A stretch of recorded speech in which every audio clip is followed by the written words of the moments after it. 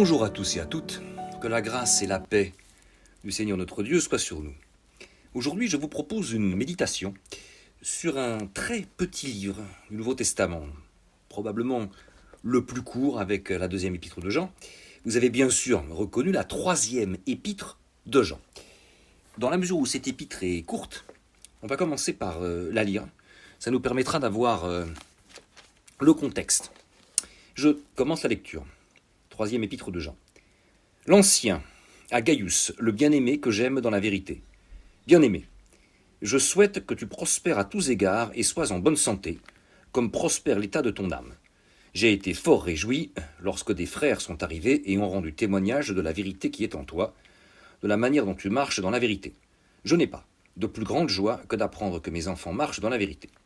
Bien-aimé, tu agis fidèlement dans ce que tu fais pour les frères, et même pour des frères étrangers, lesquels ont rendu témoignage de ton amour, en présence de l'Église. Tu feras bien de pourvoir leur voyage d'une manière digne de Dieu, car c'est pour le nom de Jésus-Christ qu'ils sont partis, sans rien recevoir des païens. Nous devons donc accueillir de tels hommes, afin d'être ouvriers avec eux pour la vérité. J'ai écrit quelques mots à l'Église, mais Diotrephe, qui aime à être le premier parmi eux, ne nous reçoit point. C'est pourquoi, si je vais, je rappellerai les actes qu'il commet, en tenant contre nous de méchants propos. Non content de cela, il ne reçoit pas les frères, et ceux qui voudraient le faire, il les en empêche et les chasse de l'Église. Bien-aimé, n'imite pas le mal, mais le bien. Celui qui pratique le bien est de Dieu, celui qui fait le mal n'a point vu Dieu. Tous, et la vérité elle-même, rendent un bon témoignage à Démétrius. Nous aussi, nous lui rendons témoignage, et tu sais que notre témoignage est vrai. J'aurais beaucoup de choses à t'écrire, mais je ne veux pas le faire avec l'encre et la plume. J'espère te voir bientôt, et nous parlerons de vive voix. Que la paix soit avec toi. Tes amis les amis te saluent. Salut les amis, chacun en particulier. Nous avons, dans cette très courte mais très dense épître, un exemple de la vie d'une église du 1er siècle. Nous avons un chrétien qui a autorité, à savoir l'apôtre Jean, qui écrit à un autre qui a autorité sur l'église dont il est responsable. Nous avons une lettre qui est vraiment extrêmement personnelle. C'est un frère qui écrit à un autre frère pour lui donner des conseils qui sont l'émanation de son amour fraternel réel. Et le titre que je vous propose, c'est « L'amour fraternel est le fruit d'une attitude vraie ». Cet épître, d'abord, une première remarque préliminaire, le mot « vérité » arrive 6 fois. Et dans les 4 premiers versets, il arrive 4 fois.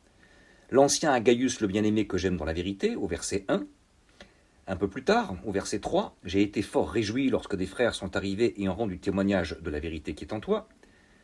De la manière dont tu marches dans la vérité, je n'ai pas de plus grande joie que d'apprendre que mes enfants marchent dans la vérité. » On voit donc que la vérité dans la vie chrétienne est extrêmement importante. Cette répétition voulue par l'Esprit Saint n'est pas du tout anodine et il nous faut en tenir compte. Alors, cette épître, et c'est le plan très simple que nous vous proposons, propose 3 exemples. 2 exemples à suivre, Gaius et Démétrius, et un autre à éviter. Il est bien important de considérer que nous sommes tous concernés. Aimer, ça n'est pas faire de grandes déclarations d'amour, mais aimer consiste à marcher dans la vérité. N'oublions pas que être chrétien signifie être disciple de Jésus-Christ, celui qui est le chemin, la vérité et la vie. Il est le chemin, donc nous devons le suivre. Il est la vérité, donc nous devons le croire. Et il est la vie, nous devons le croire et l'aimer. Donc, suivre les pas de notre Seigneur consiste à marcher dans la vérité. Alors, en premier lieu, Gaius. Remarquez que c'est une épître très personnelle, puisque au verset 2, l'apôtre Jean prie aussi bien pour la santé spirituelle que pour la santé physique. Bien-aimé, au verset 2, « Je souhaite que tu prospères à tous égards et sois en bonne santé, comme prospère l'état de ton âme. » Il met même sa santé en premier lieu, parce que c'est important pour lui. Et ça, c'est un message pour nous. Lorsque nous prions pour la bonne santé spirituelle des frères et des sœurs, c'est extrêmement important, pour le salut de ceux qui sont encore perdus, mais nous ne devons jamais oublier, en particulier dans cette période de pandémie, la santé physique. Être en bonne santé doit être l'un des objets de notre prière. Gaius, c'est l'amour en action. Il marche dans la vérité. Son comportement reflète la connaissance qu'il a de Dieu. Notre comportement doit aussi refléter la connaissance que nous avons de Dieu. N'oublions pas que nous sommes un témoignage pour de nombreuses personnes, bien sûr pour les non-chrétiens, mais nous sommes aussi un témoignage au sein de notre Église pour les nouveaux chrétiens. Un nouveau chrétien qui voit un chrétien plus ancien dans la foi avoir un bon témoignage, ça va le faire progresser dans sa foi. Si un nouveau chrétien voit un ancien chrétien qui a un témoignage qui n'est pas bon, ça ne va pas l'encourager dans sa foi, ça peut même être un frein dans certains cas. Donc, faisons extrêmement attention de la manière dont nous marchons. Notre ami Gaius, non, notre frère Gaius, marche dans la vérité. Puisqu'il dit, bien-aimé, au verset 5, tu agis fidèlement dans ce que tu fais pour les frères, et même pour des frères étrangers. On voit que son témoignage s'exprime par l'amour qu'il a pour Dieu et pour les frères et sœurs.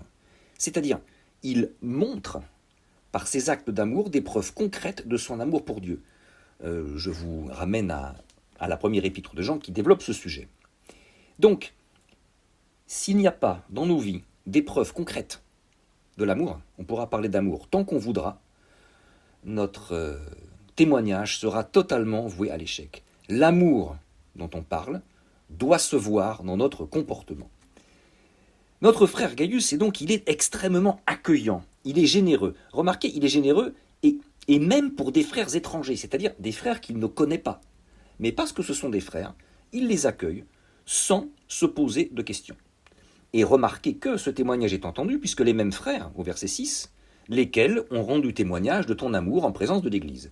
Donc, le bon témoignage de Gaius, le bon témoignage qu'il rend auprès de frères étrangers, est bien perçu par ces frères étrangers qui ensuite vont en parler autour d'eux. Donc notre bon témoignage, s'il est vraiment bon, c'est bien pour l'Église, c'est bien pour notre Seigneur. L'accueil est extrêmement important. Nous devons accueillir les frères dans la foi. Nous devons les accueillir et nous devons avoir aussi une générosité envers eux. Prier pour les frères et les sœurs, c'est très bien, mais il faut avoir une générosité envers eux. Les missionnaires sont des gens qui ont mis leur vie totalement au service de Dieu, mais ils ont des besoins comme tout un chacun. Il nous faut pourvoir à leurs besoins. Là aussi, il semble important que ce soit les chrétiens qui pourvoient aux besoins des chrétiens. Au verset 7, où il est question des missionnaires, car c'est pour le nom de Jésus-Christ qu'ils sont partis, sans rien recevoir des païens. Nous devons donc accueillir de tels hommes afin d'être ouvriers avec eux pour la vérité. Deux messages là-dedans. D'abord le fait que, sans rien recevoir des païens. Lorsqu'un frère qui n'est pas sauvé, lorsqu'un futur frère, peut-être, qui n'est pas encore sauvé, vient dans notre Église, nous devons l'accueillir, mais nous ne devons pas lui demander de payer quoi que ce soit pour la dîme et les offrandes. La dîme et les offrandes, ce sont les chrétiens qui la payent, ce sont les chrétiens qui soutiennent tel ou tel missionnaire. Et il est très important que quelqu'un qui n'est pas sauvé ne paye pas quelque chose, même la plus petite obole, parce qu'il pourrait avoir à l'esprit que le fait de payer va lui acheter le salut. Nous n'entretenons pas les autres frères pour être sauvés, mais c'est parce que nous sommes sauvés que nous avons envie de pourvoir à leurs besoins. De cette façon, nous serons ouvriers avec eux. C'est-à-dire que, bien sûr, les missionnaires sont des gens qui partent à l'autre bout du monde, mais ces mêmes missionnaires sont partenaires avec nous. C'est-à-dire que nous prions pour eux, ils prient pour nous, nous leur donnons, nous les soutenons, et donc il y a un véritable partenariat. Je relis le verset 8. Nous devons donc accueillir de tels hommes afin d'être ouvriers avec eux pour la vérité. Donc la vérité suppose que oui, il y a des gens qui sont devant. Un petit peu comme quand on fait de l'alpinisme, il y a un premier de cordée.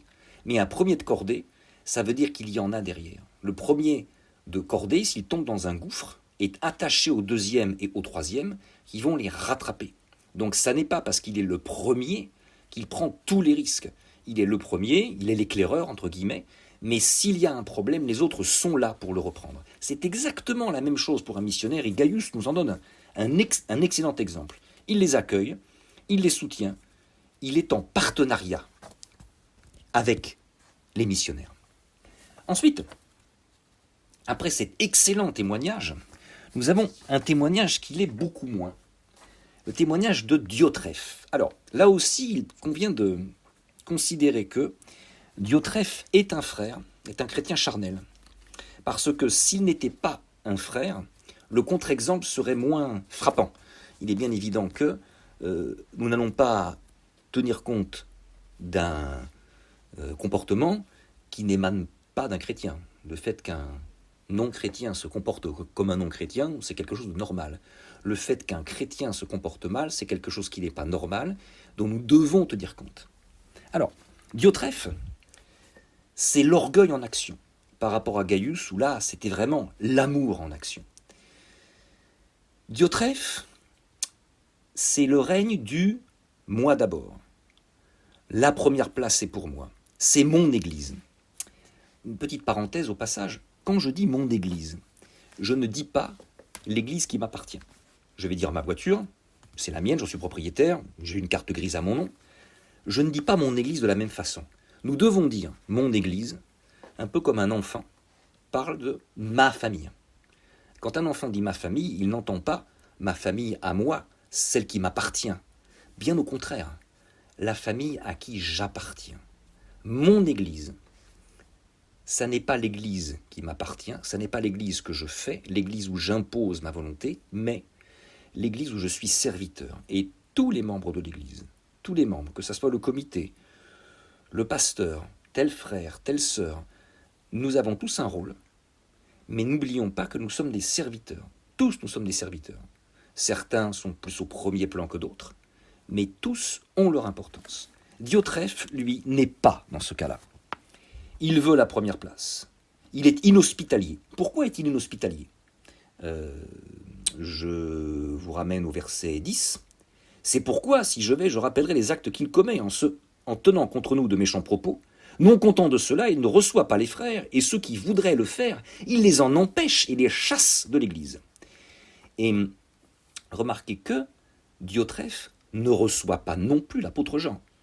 Au verset 9, j'ai écrit quelques mots à l'Église, mais Diotrephe, qui aime à être le premier parmi eux, ne nous reçoit point. Pourquoi Diotrephe ne reçoit-il point Jean et d'autres ? C'est probablement parce qu'il veut son Église qu'il dirige, et si des frères viennent, il a sans doute peur que ses frères lui fassent de l'ombre, et non pas qu'ils mettent en cause son autorité, mais qu'il le ramène à sa juste place, qui est de serviteur. Or, il ne veut pas être serviteur. Il veut qu'on le serve, il veut une église à son image, c'est-à-dire l'église du moi d'abord.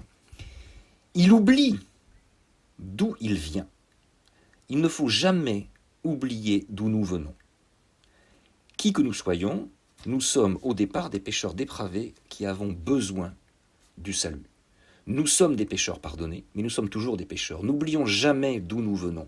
Quelle que soit notre importance dans l'Église, nous avons tous un point commun. Nous sommes des pécheurs et nous avons été pardonnés, lavés par le sang précieux de notre Seigneur Jésus-Christ. N'oublions jamais d'où nous venons. Jean ne dit pas qu'il faut combattre Diotrephe directement. Et ça, c'est très important. Parce que si nous ne devons pas nous comporter comme Diotrephe, comment faire si nous sommes confrontés à quelqu'un qui se comporte comme ça ? La réponse, nous l'avons au verset 11. Bien-aimé, il parle à Gaius, n'imite pas le mal, mais le bien. Celui qui pratique le bien est de Dieu, celui qui fait le mal n'a point vu Dieu. Là aussi, Jean dit clairement à Gaius de ne pas se confronter à Diotrephe de façon agressive, mais bien au contraire, de pratiquer le bien. Et non pas de s'opposer à Diotrephe en pratiquant le mal. Ça serait une grossière erreur. Lorsque nous avons affaire à un frère ou une sœur qui se comporte un petit peu comme Diotrephe, nous devons au contraire insister sur notre propre témoignage pour que notre témoignage soit bon. Pourquoi est-ce que Diotrephe a un mauvais témoignage ? C'est parce que il fait le mal et donc il démontre qu'il n'a point vu Dieu. C'est la suite du verset. Celui qui fait le mal n'a point vu Dieu. Verset 11b. Celui qui fait le mal n'a point vu Dieu. Notre comportement dépend de la connaissance que nous avons de Dieu. Plus nous avons une connaissance juste de Dieu, plus notre comportement sera en phase avec la vérité. Je vous ramène Ceux qui prennent des notes peut-être le chercheront, à la première épître de Jean, chapitre 3, versets 2 et 3. Ensuite, nous avons affaire à un dernier frère, qui lui connaît Dieu, à savoir Démétrius. Démétrius, c'est le missionnaire. On pourrait même faire un parallèle entre Gaius et Démétrius, puisque Gaius, c'est le sédentaire, alors que Démétrius, c'est le missionnaire. Donc, je vous rappelle que nous sommes tous missionnaires, même si nous n'irons sans doute pas à l'autre bout du monde, dans des régions reculées, mais nous avons tous une mission. Certains ont une mission particulière, où ils doivent aller plus loin, s'engager de façon plus nette, mais nous sommes tous missionnaires. Et comme on vient déjà de le dire, comme nous sommes tous missionnaires, nous devons soutenir ceux qui le sont et qui vont porter la parole à l'autre bout du monde. Accueillir un missionnaire, ça fait partie de la mission. Le missionnaire s'attend à ce que nous l'accueillons. Il s'y attend. Donc, si nous ne l'accueillons pas, nous sommes un mauvais témoignage. Or, Gaius, ça c'est extrêmement clair. Tout au long de l'épître, Gaius l'accueille. Verset 12. Tous et la vérité elle-même rendent un bon témoignage à Démétrius. Nous aussi, nous lui rendons témoignage, et tu sais que notre témoignage est vrai. Démétrius est donc ce frère qui a un excellent témoignage. Et donc, nul doute qu'il a sans doute amené à Christ, uniquement par son témoignage, de nombreuses personnes, hommes et femmes. Nous devons donc avoir à cœur de répandre la vérité, de témoigner de cette vérité, et d'avoir conscience que notre témoignage, ça n'est pas simplement pour convaincre les gens par nos mots. Si nous attendons à convaincre uniquement par les mots et pas par notre comportement, nous sommes dans l'erreur. Quand nous cherchons, d'abord, ce n'est pas nous qui convainquons, c'est le Saint-Esprit. Quand nous parlons de notre foi, quand nous parlons de notre Seigneur, nous témoignons de l'espérance qui est en nous. Exactement comme Gaius par son comportement et Démétrius par son comportement. Nous rendons témoignage à la vérité. Je vous rappelle que notre Seigneur a dit, on l'a déjà dit au début de la prédication, « Je suis le chemin, la vérité et la vie ». Si nous rendons témoignage à la vérité, notre témoignage sera vrai. À la fin de l'épître, on voit que cette vérité coule entre chaque. Tous et la vérité elle-même rendent un bon témoignage à Démétrius. Nous aussi, nous lui rendons témoignage, et tu sais que notre témoignage est vrai. Donc, on voit cette vérité qui circule, entre guillemets. J'aurai beaucoup de choses à t'écrire, mais je ne veux pas le faire avec l'encre et la plume. J'espère te voir bientôt, et nous parlerons de vive voix. Que la paix soit avec toi. Et là aussi, il revient sur ce côté personnel où il parle à Gaius. Il veut le voir, et il a conscience qu'avec l'encre et la plume, c'est quand même si c'est personnel, c'est quand même un petit peu impersonnel, un petit peu comme nos cultes en ce moment qui sont faits soit par Visio, soit par YouTube. On voit bien qu'il y a quelque chose qui nous manque. On a envie de se voir de la même façon que Jean avait envie de voir son frère Gaius. Et donc, rendre témoignage à cette vérité, ça suppose de vivre tous ensemble cette vérité, la vérité qui vient de notre Seigneur Jésus-Christ, qui s'est donnée pour nous. Et ça suppose la communion fraternelle. La communion fraternelle est extrêmement importante dans nos vies. N'oubliez pas, acte 2, 42, enseignement des apôtres, prière, fraction du pain, communion fraternelle. La vie chrétienne est comme un siège qui comporte 4 pieds. Nous devons avoir ces 4 pieds, ces 4 colonnes pour vivre bien nos vies chrétiennes. En conclusion, je vous ramène au bon témoignage de Gaius et de Démétrius. Gaius, le sédentaire, qui veut le bien de son Église, qui veut marcher dans la vérité, qui accueille les missionnaires. Et nous aussi, nous devons accueillir et nous devons faire preuve d'amour autour de nous, répandre cet amour qui ne vient pas de nous, mais qui vient du Seigneur Jésus-Christ, qui nous est donné par l'Esprit Saint. Démétrius, nous sommes partenaires avec tous les missionnaires que nous soutenons, mais aussi ceux que nous ne pouvons pas soutenir, les milliers de missionnaires qu'il y a dans le monde, mais le fait de les confier à Dieu par la prière, c'est aussi un soutien. Et ils savent qu'on prie pour eux. Et c'est extrêmement important.